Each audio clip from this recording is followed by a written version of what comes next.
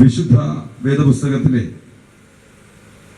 വളരെ ഗൗരവമുള്ള വിഷയം കൈകാര്യം ചെയ്യുന്ന ഒരു പുസ്തകം എന്ന നിലയിൽ യോഹന്നാന്റെ സുവിശേഷം ശ്രദ്ധയർഹിക്കുന്ന പുസ്തകമാണ്. എനിക്ക് സുവിശേഷങ്ങളിൽ മിക്കവാറും എല്ലാ സുവിശേഷങ്ങളെക്കുറിച്ചും സാമാന്യ പഠനം ലഭിച്ചിട്ടുണ്ട്. നിങ്ങളിൽ പലർക്കും അങ്ങനെ ആ ഗ്രന്ഥങ്ങളെക്കുറിച്ച് അവഗാഹമുള്ളവർ കാണും. പക്ഷേ എന്നെ യോഹന്നാന്റെ സുവിശേഷത്തിന്റെ പ്രമേയം അടാതെ ആകർഷിച്ചിട്ടുണ്ട്. അതിന് കാരണങ്ങൾ ഒരുപാടാണ്.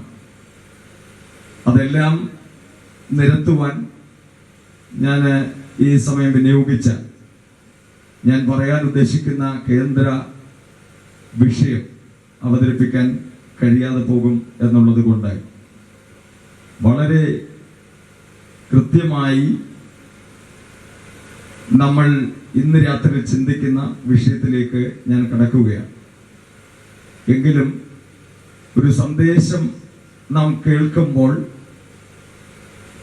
അതിലേക്ക് കടക്കുന്ന ഒരു കവാടം എന്ന നിലയിൽ അതിൻ്റെ പരിസരങ്ങളെക്കുറിച്ച്, അതിൻ്റെ പശ്ചാത്തലങ്ങളെക്കുറിച്ച് ഒരു സാമാന്യ വിശദീകരണം ആവശ്യമാണ് എന്നുള്ളത് കൊണ്ട് അത്തരം കാര്യങ്ങൾ, ഏതാനും കാര്യങ്ങൾ പറയാൻ, അത് പുസ്തകത്തെ കേന്ദ്രീകരിച്ച് അല്ലെങ്കിൽ ഈ വിഷയത്തെ കേന്ദ്രീകരിച്ച് മാത്രം ആയിരിക്കും. എന്നെ ഈ പുസ്തകം കൂടുതൽ ആകർഷിച്ചു എന്ന് പറയാൻ ഒരു കാരണമുണ്ട്. അതിന്റെ കാരണം സുവിശേഷങ്ങൾ എഴുതിയ ഗ്രന്ഥകാരന്മാരുടെ ഒക്കെയൊക്കെ വീക്ഷണങ്ങൾക്ക് വിരുദ്ധമായി, അവരുടെയൊക്കെ കാഴ്ചപ്പാടുകൾക്ക് വിരുദ്ധമായി ഒരാൾ യേശുക്രിസ്തുവിനെ നോക്കിക്കാണുന്നു. നമ്മൾ എല്ലാവരും ഒരു കാര്യത്തെ ഒരേ രീതിയിൽ സമീപിക്കുമ്പോൾ, ഒരേ രീതിയിൽ കാണുമ്പോൾ, മറ്റൊരാൾ വേറൊരു വീക്ഷണ കോണിൽ നിന്നുകൊണ്ട് നാം എല്ലാം ഒരുപോലെ നോക്കുന്ന കാര്യത്തെ അദ്ദേഹത്തിന്റെ വീക്ഷണകോണിലൂടെ നോക്കുമ്പോൾ നമുക്കൊരു കൗതുകം തോന്നാറുണ്ട്. അതുകൊണ്ടാണ് ലോകത്തിൽ വ്യതിരിക്തമായ കാര്യങ്ങൾ ആരവതരിപ്പിച്ചാലും ആര് ചെയ്താലും അത്തരം കാര്യങ്ങളോട് ആളുകൾക്ക് ഒരു ആകർഷകത്വം ഉണ്ടാകുന്നു. ആ നിലയിൽ യേശുക്രിസ്തുവിനെ കുറിച്ച് പറഞ്ഞിട്ടുള്ള ഒരുപാട് ഗ്രന്ഥകാരന്മാർ ബൈബിളിലുണ്ട്. ബൈബിളിലെന്ന് മാത്രമല്ല, ബൈബിളിനെ ചുവട് പിടിച്ചുകൊണ്ട് എല്ലാ കാലത്തും യേശുക്രിസ്തുവിനെ കുറിച്ച് ആളുകൾ അവരുടെ അഭിപ്രായങ്ങൾ പറഞ്ഞിട്ടുണ്ട്. അവരുടേതായ വീക്ഷണകോണിൽ നിന്നുകൊണ്ട് യേശുവിനെ വിലയിരുത്തിയിട്ടുണ്ട്. ഇന്നും എന്തിന് ഈ സമീപ ദിവസങ്ങളിൽ സാഹിത്യ മേഖലയിലൊക്കെ യേശുക്രിസ്തുവിനെ കുറിച്ച് എഴുതുക, യേശുക്രിസ്തുവിനെ കുറിച്ച് പറയുക, അത് സൽകീർത്തിയായിട്ടോ അപകീർത്തിയായിട്ടോ ഒക്കെ പറയുന്ന ഒരുപാട് ആളുകൾ ഉണ്ടായിട്ടുണ്ട്. കുറെ കാലമായിട്ട് അങ്ങനെയുള്ളത് കേൾക്കാതിരിക്കുകയായിരുന്നു. സമീപ ദിവസത്തെ നമുക്കറിയാം, നമ്മൾക്ക് വായനയുടെ മേഖലയിലൊക്കെ വ്യാപരിക്കുന്ന ആളുകൾക്കറിയാം, യേശുക്രിസ്തുവിനെ അപകീർത്തിപ്പെടുത്തിക്കൊണ്ട് പുതിയ ഒരു കഥാകാരൻ രംഗത്ത് വന്നിരിക്കുന്നു. നിങ്ങൾ എത്ര പേരത് കേട്ടു എന്നെനിക്കറിയില്ല. അപ്പൊ ഞാൻ പറഞ്ഞത് ബൈബിൾ കേന്ദ്രീകൃതമായി മാത്രമല്ല, അല്ലെങ്കിൽ ബൈബിളിലെ എഴുത്തുകാർ യേശുക്രിസ്തുവിനെ കുറിച്ച് വ്യത്യസ്ത നിലകളിൽ പറഞ്ഞിട്ടുണ്ട്. ഇന്നും ആളുകൾ യേശുക്രിസ്തുവിനെ കുറിച്ച് ഒരുപാട് പറഞ്ഞുകൊണ്ടേയിരിക്കുന്നു. ഇതെല്ലാം വ്യത്യസ്തമാണ്. പക്ഷേ ഞാൻ ഇന്ന് രാത്രി പറയുന്നത് സുവിശേഷകന്മാരിൽ വളരെ വ്യത്യസ്തമായി യേശുക്രിസ്തുവിനെ നോക്കിക്കണ്ട ഒരാൾ എന്ന നിലയിലാണ് ഈ യോഹന്നാൻ എനിക്ക് പ്രിയങ്കരനായ എഴുത്തുകാരനായി മാറി. ഇന്ന് രാത്രിയിൽ ആമുഖമായി ഞാൻ പറയുന്നു, നാമൊക്കെ ക്രിസ്തുവിനെ എങ്ങനെ നോക്കിക്കണ്ടു എന്നുള്ളതിന്റെ തെളിവല്ലേ ഈ പന്തലിനകത്ത് ഇന്ന് രാത്രിയിൽ ഹർഷാരവത്തോടെ അവനെ ആരാധിക്കാൻ നമുക്ക് കഴിയുന്നത്. നമ്മുടെ ചുറ്റുപാടുകളിൽ ഒരുപാട് ആളുകൾ യേശുക്രിസ്തുവിനെ അറിയുന്നവരാണ്, പരിചയമുള്ളവരാണ്, ആരാധ്യനായി കൊണ്ട് നടക്കുന്നവരായിരിക്കും. പക്ഷെ ഞാൻ പറയാം, നമ്മൾ അവനെ ഇങ്ങനെ ഹർഷാരവത്തോടെ ആരാധിക്കുന്നത് പോലെ ഒരു ആരാധനയുടെ മേഖലയിലേക്ക് പ്രവേശിക്കാൻ ഒരുപക്ഷെ അവർക്ക് ഇന്നും മടി തോന്നുന്നു. അതിന്റെ കാരണം കാഴ്ചപ്പാടുകളുടെ വ്യത്യാസമാണ്. ഞാനിവിടെ പ്രസംഗകനായി എത്തിയത് കൊണ്ടാണ് ഇങ്ങനെ നിൽക്കുന്നത്. അല്ലെങ്കിൽ ഈ യേശുവിനെ കുറിച്ച് പറയാൻ തുടങ്ങുമ്പോഴേ ഒരുപക്ഷെ ചിലപ്പോൾ കണ്ണുകൾ നിറയും, അല്ലെങ്കിൽ കൈകൾ അടിച്ച് അവന് മഹത്വം കൊടുക്കാൻ തോന്നും, അല്ലെങ്കിൽ എഴുന്നേറ്റ് നിന്ന് അവന് സ്തുതി പാടാൻ തോന്നും. കാരണം വ്യത്യസ്ത വീക്ഷണകോണുകളിൽ യേശുക്രിസ്തുവിനെ കണ്ടെത്തിയിട്ടുള്ള, അവനെ മനസ്സിലാക്കിയിട്ടുള്ള ആളുകളുടെയൊക്കെ പ്രതികരണം വ്യത്യസ്തമായിരിക്കും. അതുകൊണ്ട് ഞാൻ പറയാറുണ്ട്, വചനം പ്രസംഗിക്കുന്നവിടുത്ത് അത് എഴുന്നേറ്റ് നിന്ന് കർത്താവിന് സ്തോത്രം പറയുന്നവരെ കണ്ടിട്ടുണ്ട്, നിശ്ചലരായിരിക്കുന്നവരെ കണ്ടിട്ടുണ്ട്, കൈകൾ അടിച്ച് ദൈവത്തെ സ്തുതിക്കുന്നത് കണ്ടിട്ടുണ്ട്. ചിലരെ വീണ് ഉരുണ്ട് ദൈവത്തെ മഹത്വപ്പെടുത്തുന്നതും അങ്ങ് കുറെ പഴയ കാലങ്ങളിലൊക്കെ കണ്ടിട്ടുണ്ട്. അതുകൊണ്ട് ഞാൻ പറയാം, ഈ രാത്രിയിൽ നാം കണ്ടെത്തിയ ക്രിസ്തുവിനെ, നാം മനസ്സിലാക്കിയ ക്രിസ്തുവിനെ, നാം ആരാധ്യനായി മനസ്സിൽ കൊണ്ട് നടക്കുന്ന ക്രിസ്തുവിനെ ആ ഇരു കരങ്ങളും ഉയർത്തിപ്പിടിച്ച് നമുക്ക് ഒന്നിച്ചൊന്ന് സ്തോത്രം പാടാം. Price the Lord.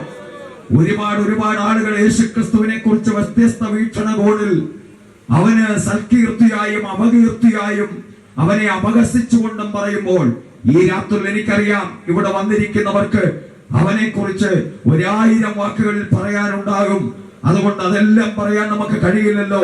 അതിന്റെ പ്രകടനമായ കരമുയർത്തി ഒരിക്കൽ കൂടെ കർത്താവിന് നമുക്ക് സ്തോത്രം പറയാം.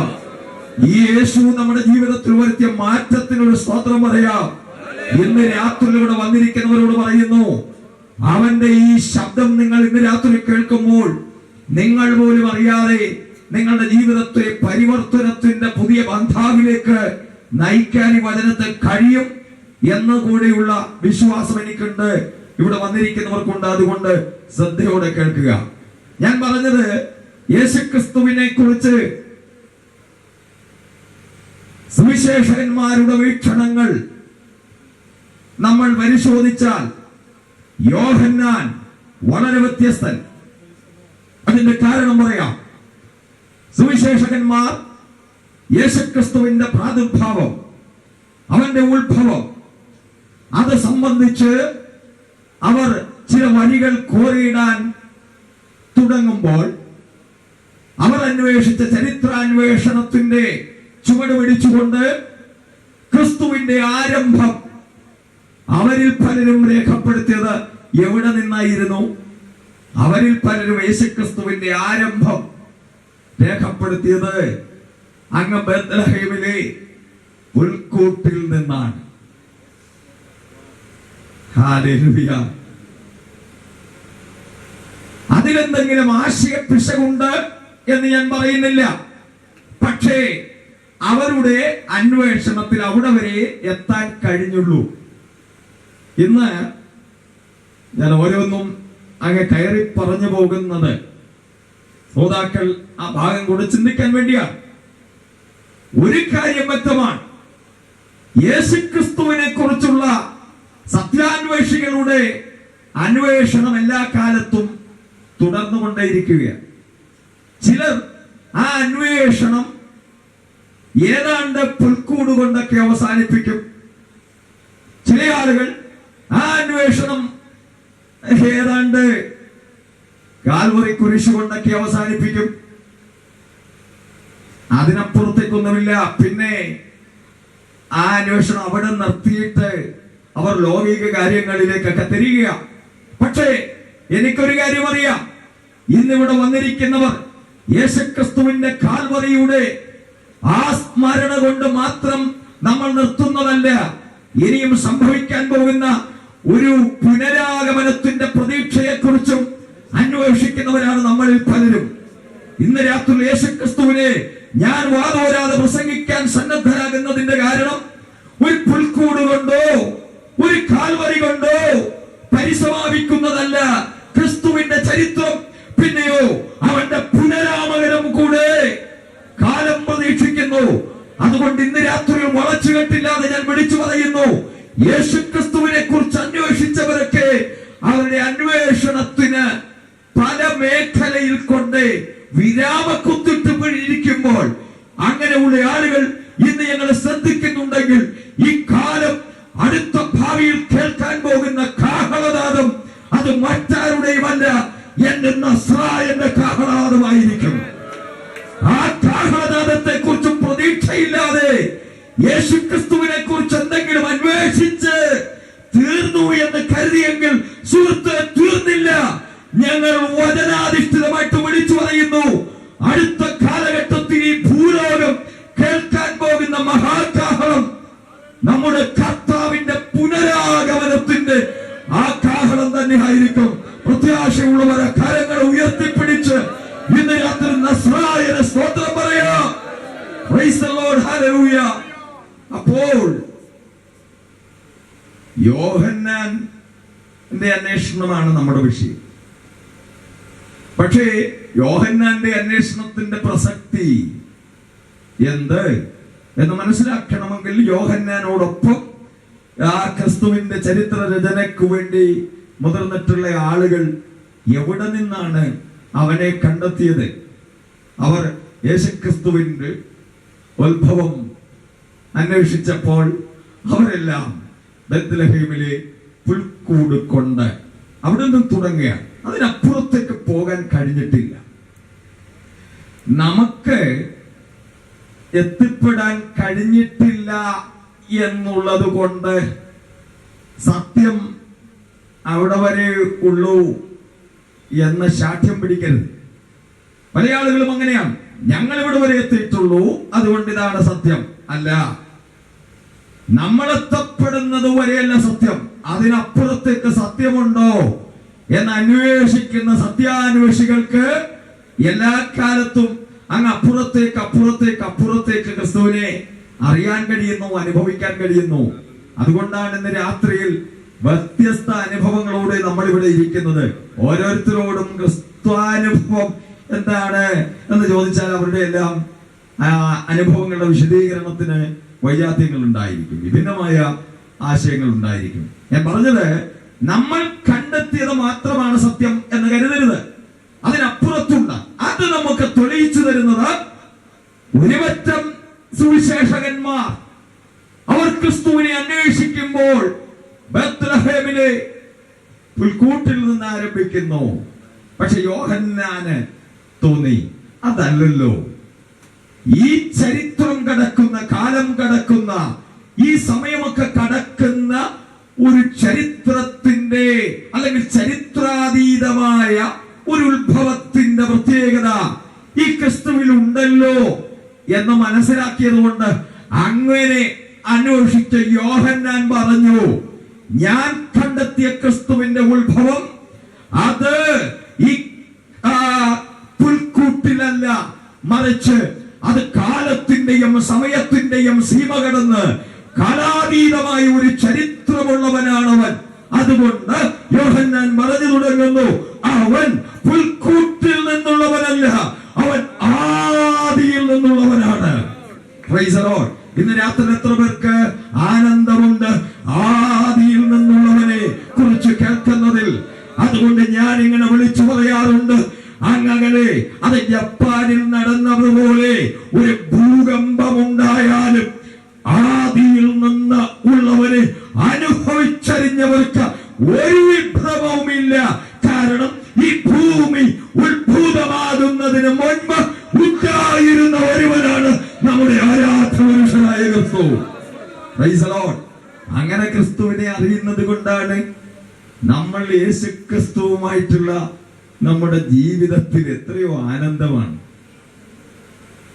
നമ്മൾ കണ്ടുകൊണ്ടിരിക്കുന്നതെല്ലാം ചിട്ടുകൊട്ടാരം പോലെ തകർന്നു പോകുന്ന ഒരു സാഹചര്യം സമകാലീന ലോകത്തിലുണ്ട്. എത്ര സ്വപ്നങ്ങളുടെ നെറുകയിൽ നിന്ന ആളുകളാണ് ജീവിതത്തിൽ വലിയ നാശത്തിന്റെ ആഴത്തിലേക്ക് പതിച്ചു പോയിട്ടുള്ളത്.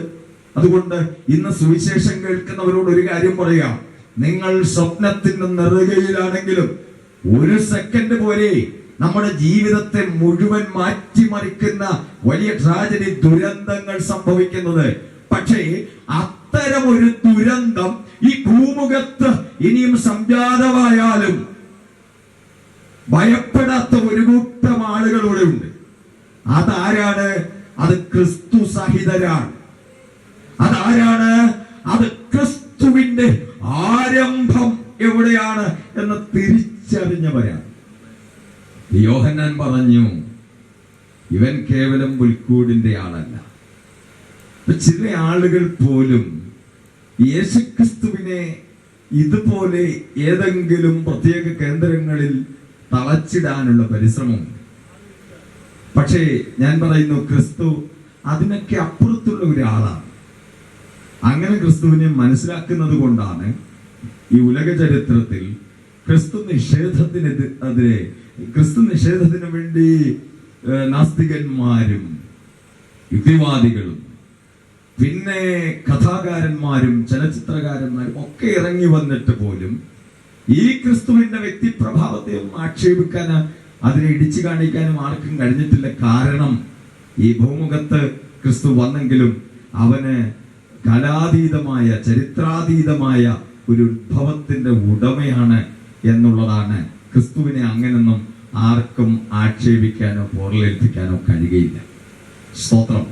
ഞാൻ ഇന്ന് രാത്രി പറഞ്ഞു വരുന്നത്, അപ്പൊ യോഹന്നാൻ പറഞ്ഞു, ഇവൻ ആദിയിൽ ഉണ്ടായിരുന്നവൻ, ആദിയിൽ വചനമായി ഇരുന്നവൻ ആണ് ക്രിസ്തു. വചനമായി ക്രിസ്തു. അപ്പൊ ഈ ആദി സംബന്ധിച്ചാണ് എല്ലാവർക്കും വലിയ ആദി.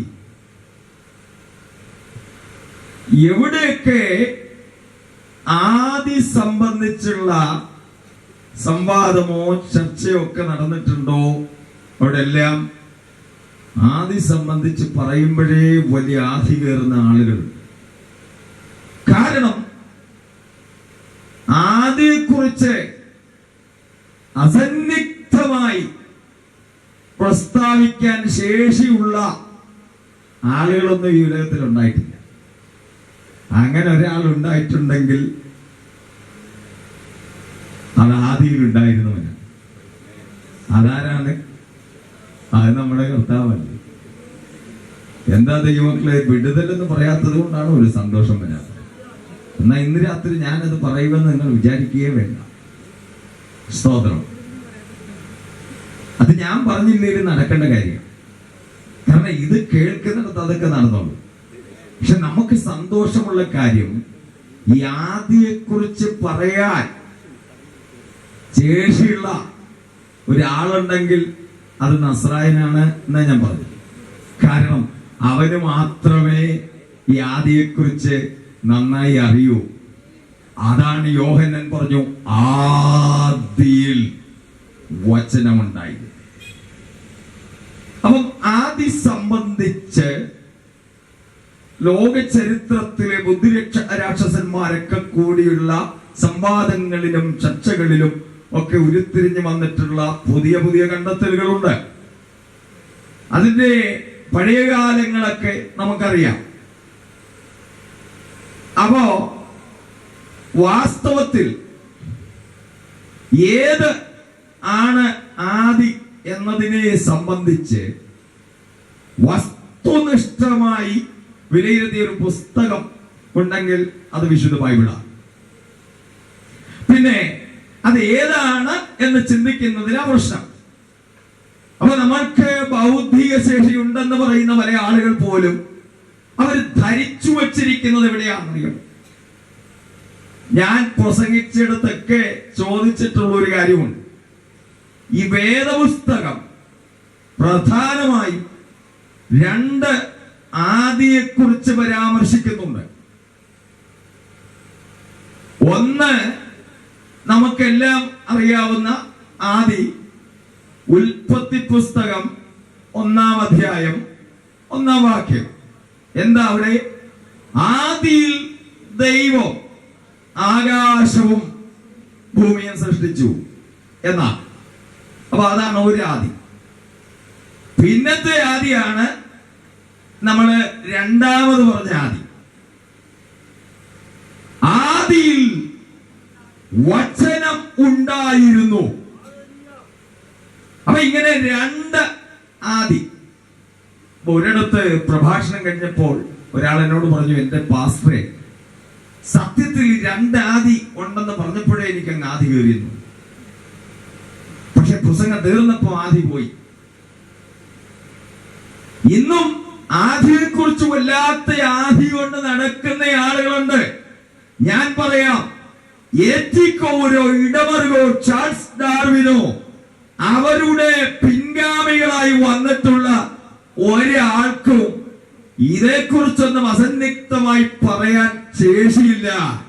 പക്ഷെ ഇന്ന് രാത്രിയിൽ അവർ എഴുതിയ ഗ്രന്ഥങ്ങൾ വായിച്ചിട്ട് തലയ്ക്ക് മത്ത് പിടിച്ച് നടക്കുന്ന ആരെങ്കിലും ഉണ്ടെങ്കിൽ, പഴഞ്ഞൻ പുസ്തകം എന്ന് പറഞ്ഞ നിങ്ങൾ തള്ളിക്കളഞ്ഞ വിശുദ്ധ വേദപുസ്തകം ഈ പ്രപഞ്ചത്തിന്റെയും ഈ കാലത്തിന്റെയും ഈ ചരിത്രത്തിന്റെയും ഈ സമയത്തിന്റെയും ഒക്കെ ആദിയെക്കുറിച്ച് നന്നായി വിശദീകരിച്ചിട്ടുണ്ട്. അങ്ങനെ ഒരു ബോധ്യം ഉണ്ടായത് കൊണ്ടാണ് ഞങ്ങളിൽ പലരുടെയും ആദി മാറി. കാര്യങ്ങൾ അടിച്ച ദൈവത്തിന് മഹത്വം കൊടുക്കാം. ഇന്ന് രാത്രിയിൽ യേശു കർത്താവിനെ കുറിച്ച് ഇന്ന് രാത്രിയിൽ അവനാണ് സകലവും എന്ന് പറയുമ്പോൾ തന്നെ ഞങ്ങൾക്കറിയാം ചിലരുടെയൊക്കെ ആദി വിട്ടുപോകും. ഹല്ലേലൂയ. അപ്പോൾ യോഹന്നാൻ അത് കണ്ടെത്തി. യോഹന്നാൻ പറഞ്ഞു, ഇവൻ ഈ ബത്ലഹേമിലെ പുൽക്കൂട്ടിൽ നിന്നുള്ളവനല്ല, അതിനപ്പുറത്തേക്ക് ഒരു വേരുള്ളവനാണ് ഈ ക്രിസ്തു. അതേക്കുറിച്ച് തന്റെ വീക്ഷണകോണിലൂടെ അന്വേഷിച്ചപ്പോൾ അദ്ദേഹം പറഞ്ഞു, അവൻ ആദിയിൽ വചനമായിരുന്നവനാണ്, അവൻ കൃപയും സത്യവും നിറഞ്ഞവനായി നമ്മുടെ ഇടയിൽ വന്ന് പാർത്തതാണ്. ചില ആളുകൾക്ക് ആ വന്ന് പാർത്തത് മുതലേ അറിയത്തുള്ളൂ. അവരതുകൊണ്ട് അത് പാടി നടക്കുക. അതിനപ്പുറത്തേക്ക് ഒരു ചരിത്രം അവർക്ക് അറിയത്തില്ല. നല്ല കാര്യമാണ്, അങ്ങനെ ക്രിസ്തുവിനെ കുറിച്ച് പാടുന്നതിൽ തെറ്റൊന്നുമില്ല. പക്ഷെ അതിനപ്പുറത്തേക്ക് ഒരു ചരിത്രമുണ്ട് എന്നറിയേണ്ടിയിരിക്കുന്നു. ക്രിസ്തുവിന് അങ്ങനെ ഒരു ചരിത്രമുണ്ട്. അപ്പോൾ എന്തായിരുന്നു ഇതിൽ ഈ രണ്ട് ആദിയിലെ ആദി ഏതാണ് എന്നുള്ളതിലാണ് ലോകത്തിന് തർക്കം. നമുക്ക് തർക്കവുമില്ല. ഞാൻ നിങ്ങളോട് ചോദിക്കുന്നു, ഇതിലേത് ആദിയാണ് ആദി എന്ന് ചോദിച്ചാൽ എളുപ്പത്തിൽ പറയാൻ കഴിയുന്നത് ആദ്യ ഏതാ? ആദ്യം കാണുന്നതല്ലേ ആദ്യ. അതാ ഇവിടുത്തെ എല്ലാ യുക്തിവാദികൾക്കും സംഭവിച്ച കുഴപ്പം വരാം. കാരണം അവരാദ്യം കണ്ടതെല്ലാം ആദ്യമായിട്ട് എഴുതി വെച്ചിരിക്കുക. പക്ഷേ ആദ്യം കണ്ടതല്ല ആദി. സ്തോത്രം. അതിനപ്പുറത്തൊരു ആദിയുണ്ട്. അവരാദ്യം കണ്ടത്, അവർക്ക് പറയാനുള്ളത് ഈ ഭൂമിയും ഈ ഭൂമണ്ഡലവും ഇവിടുത്തെ സർവചരാചരങ്ങളും അതിന്റെ ഉത്ഭവമൊക്കെ അവർ വിശകലനം ചെയ്ത് വിലയിരുത്തിയൊക്കെ വന്നപ്പോൾ അതിൽ ഒരുപാട് പ്രശ്നങ്ങൾ അവർ കണ്ടെത്തുകയാണ്. എന്നാൽ അതവിടെ കിടക്കട്ടെ. ഇന്ന് രാത്രിയിൽ അവൻ അതിനും അപ്പുറത്താണ്. അത് യോഹന്നാൻ പറഞ്ഞു, ആദിയിൽ വചനം ഉണ്ടായിരുന്നു. എന്താണ് ക്രിസ്തുവിന് ഇത്ര പ്രസക്തി? നിങ്ങൾ ചോദിക്കല്ലേ, എന്താ യേശു ക്രിസ്തുവിന് ഇത്ര മഹത്വം? ഇവിടെ ഒരുപാട് ആചാര്യന്മാര് വന്നിട്ടില്ലേ, ഗുരുക്കന്മാര് വന്നിട്ടില്ലേ, മതസ്ഥാപകന്മാര് വന്നിട്ടില്ലേ, ഇനിയും പുത്തൻ ആശയങ്ങളുമായി പുതിയ ആചാര്യന്മാര് രംഗത്ത് വരുന്നില്ലേ? പിന്നെന്താ ക്രിസ്തുവിന് ഇത്ര വിശേഷത? ക്രിസ്തുവിന്റെ ഒന്നാമത്തെ വിശേഷത പറയാം. ഞാൻ പറയുന്നതല്ല, അത് പുസ്തകം പറയുന്നു. അവൻ ഈ ഭൂമി ഉണ്ടാകുന്നതിനു മുമ്പ്, ഈ കാലവും ചരിത്രവും പ്രപഞ്ചവും ഉണ്ടാകുന്നതിനു മുമ്പ് ഉണ്ടായിരുന്നവൻ. അങ്ങനെ ഒരാൾ ഈ ഉലക ചരിത്രത്തിൽ വന്നിട്ടുണ്ടോ? ഇല്ല. അങ്ങനെ ഒരാൾ ഇല്ലാത്തത് കൊണ്ടാണ് ഞാൻ ഇന്ന് രാത്രി വിളിച്ചു പറയുന്നു, ക്രിസ്തു അതുല്യനാണ്. Price the Lord. അതുകൊണ്ട് വചനത്തിലെ ഏറ്റവും പ്രമുഖമായ ഇത്തരം ഒരു പരസ്യ സമ്മേളനത്തിൽ വിളിച്ചു പറയേണ്ട കാര്യം പറയുന്നു, അവൻ അതുല്യനായതുകൊണ്ടാണ്. സുഹൃത്തേ, ഇന്ന് രാത്രി ഞങ്ങൾ പറയുന്നു, മറ്റൊരുത്തരിലും രക്ഷയില്ല. നാം രക്ഷിക്കപ്പെടുവാൻ ആകാശത്തിന്റെ കീഴിൽ മനുഷ്യരുടെ ഇടയിൽ നൽകപ്പെട്ട ഈ യേശുക്രിസ്തുവിന്റെ നാമമല്ലാതെ മറ്റൊരു നാമവുമില്ല. Praise the Lord. ഹല്ലേലൂയ. അപ്പോൾ യേശുക്രിസ്തുവിന്റെ വിശേഷത, ഇവിടെ മറ്റാചാര്യന്മാരും ഗുരുക്കന്മാരും വിശുദ്ധന്മാരും നേതാക്കന്മാരും ഒക്കെ ജന്മം കൊണ്ടതുപോലെ ഇവിടെ വന്നവനല്ല ക്രിസ്തു. പിന്നെ ഈ ഭൂമിയും ഭൂമണ്ഡലവും ഈ പ്രപഞ്ചവും ഉണ്ടാകുന്നതിന് മുമ്പ് ഉണ്ടായിരുന്നവൻ. ഹല്ലേലൂയ. ദൈവത്തിന്റെ ഭക്തന്മാർക്ക് ഇന്ന് രാത്രിയിൽ കരഘോഷത്തോടെ ദൈവത്തിന് മഹത്വം കൊടുക്കാൻ ഒരു വകുപ്പുണ്ട്. അതെന്താണെന്നറിയാമോ? അതുകൊണ്ടാണ് ഭക്തന്മാർ പറഞ്ഞു, ഈ ഭൂമി മാറിപ്പോയാലും പർവ്വതങ്ങൾ കുലുങ്ങി സമുദ്രമധ്യ വീണാലും എന്റെ ഹൃദയം ഭയപ്പെടുകയില്ല. കാരണം ഈ ഭൂമിയെ ഉള്ളങ്കയിൽ വഹിക്കാൻ കഴിവുള്ളവനാണ് എന്റെ നസ്രായൻ. വിശ്വസിക്കുന്നവർ ഇന്ന് രാത്രി സ്തോത്രം ചെയ്തു. അതുകൊണ്ട് എന്നെ കേൾക്കുന്ന മാന്യ ശ്രോതാവേ, ഈ രാത്രി പന്തലിൽ വന്നിരിക്കുന്നത് ആശങ്കകളോടുകൂടെ, പ്രശ്നങ്ങളോടുകൂടെ, നാളെയെ കുറിച്ചുള്ള ആകുലതകളോടുകയാണെങ്കിൽ ഈ രാത്രി ഞാൻ വിളിച്ചു പറയുന്നു, യേശുവിന്റെ നാമം ഈ വചനം പറഞ്ഞുകൊണ്ട് നിൽക്കുമ്പോൾ തന്നെ വിശ്വസിക്കുന്നവർക്ക് വേണ്ടി അവന്റെ ആകുലത മാറ്റുന്ന, അവന്റെ പ്രശ്നം മാറ്റുന്ന, അവന്റെ പ്രതിസന്ധി മാറ്റുന്ന, ലോകത്തിൽ ആർക്കും തൂത്തുകളയാൻ കഴിയാത്ത, നിന്റെ പാപത്തെ തൂത്തറിയാൻ കഴിയുന്ന ഒരേ ഒരുവൻ, അത് നമ്മുടെ നസ്രായൻ. ആ കരങ്ങൾ അടിച്ചവന് മഹത്വം കൊടുക്കാം. അന്യഭാഷകൾ ദൈവത്തെ സ്തുതിക്കുന്ന ദൈവമക്കൾക്ക് ആത്മാവിൽ സ്തുതി പറയാം. ഇന്ന് രാത്രി മറ്റൊരാളെയുമല്ല ഇവിടെ ഉയർത്തുന്നത്, നമ്മുടെ നസ്രായൻ. അവൻ അതുല്യൻ, അവൻ ലോക സ്ഥാപനത്തിനു മുമ്പ് ഉണ്ടായിരുന്നവൻ, അവൻ ആദിയിൽ വചനമായിരുന്നവൻ. ഹല്ലേലൂയ. അങ്ങനെ ആദിയിൽ ഉണ്ടായിരുന്നവനും വചനമായിരുന്നവനും കൃപയും സത്യവും നിറഞ്ഞവനായി നമ്മുടെ ഇടയിൽ പാർത്തു. അപ്പൊ യോഹന്നാൻ, ആദിയിൽ വചനമുണ്ടായിരുന്നു, വചനം ദൈവത്തോടു കൂടെയായിരുന്നു, വചനം ദൈവമായിരുന്നു.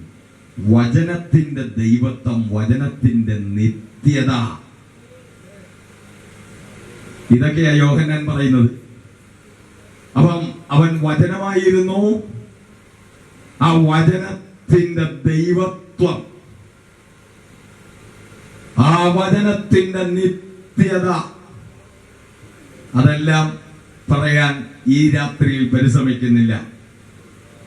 പക്ഷേ പഠനത്തിനു വേണ്ടി വചനം വചനം എന്ന് പറഞ്ഞാൽ ആ വചനത്തിന് ദൈവത്വമുണ്ട്, ആ വചനത്തിന് നിത്യതയുണ്ട്. അങ്ങനെ വചനമായവൻ കൃപയും സത്യവും നിറഞ്ഞവനായി നമ്മുടെ ഇടയിൽ പാർത്തു. അപ്പൊ യേശുക്രിസ്തു ഇന്നേക്ക് 2 സഹസ്രാബ്ദങ്ങൾക്കപ്പുറത്ത് ബേത്ലഹേമിൽ ആ പുൽക്കൂട്ടിലേക്ക് വന്നപ്പോൾ മുതലല്ല അവന്റെ ചരിത്രത്തിന്റെ ആരംഭം. അതുകൊണ്ടാണ് ക്രിസ്തുവിന്റെ ഇഹലോക ചരിത്രത്തിന്റെ ആരംഭത്തെക്കുറിച്ച് നമുക്ക് അഭിമാനമുണ്ടെങ്കിലും, എല്ലാ വർഷവും പാടിക്കൊണ്ട് നടക്കാൻ കൊള്ളാമെങ്കിലും, അതിനേക്കാൾ പ്രധാനം അവൻ നിത്യതയിൽ നിന്നുള്ളവനാണ് എന്നുള്ളത് കൊണ്ട് അത് പറയാനാണ് ഇഷ്ടം. ഡിസംബർ 25 സംബന്ധിച്ച് എനിക്ക്